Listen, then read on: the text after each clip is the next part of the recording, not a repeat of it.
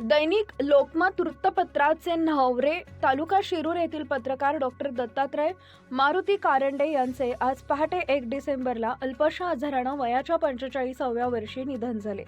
तळेगाव ढमढेरे येथील साहेबराव शंकरराव ढमढेरे महाविद्यालयात गेली अनेक वर्ष त्यांनी मराठी विषयाचं अध्यापन केले. पुणे जिल्हा शिक्षण मंडळाच्या न्हावरे येथील श्री मल्लिकार्जुन विद्यालयात ते प्राध्यापक म्हणून काम करत होते. मराठी विषयाचे विद्यार्थी प्रिय अभ्यासू शिक्षक अशी त्यांची ओळख होती. भीमथडी परिसरातील धनगरी लोकसाहित्याचा लोकतत्त्वीय अभ्यास या विषयावर प्राध्यापक डॉक्टर बाळकृष्ण लळित यांच्या मार्गदर्शनाखाली त्यांनी PhD पदवीसाठी प्रबंध लेखन केले होते. वृत्तपत्रीय लेखनातून विविध प्रश्नांना वाचा फोडण्याचं काम त्यांनी केले. सामाजिक, राजकीय, सांस्कृतिक विषयावरही लेखन त्यांनी केलंय.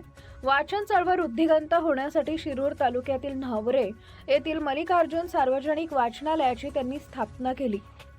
पत्रकार प्राध्यापक डॉक्टर दत्तात्रय कारंडे यांच्या निधनाच्या वृत्ताला शिरूर तालुक्यातील अनेक पत्रकारांनी दुजोरा दिला आहे.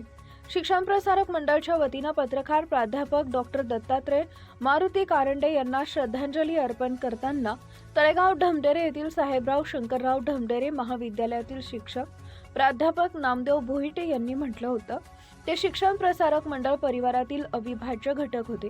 आज पहाटे त्यांच्या आजारपणामुळे शिरूर येथील हॉस्पिटलमध्ये दुःखद निधन झाले.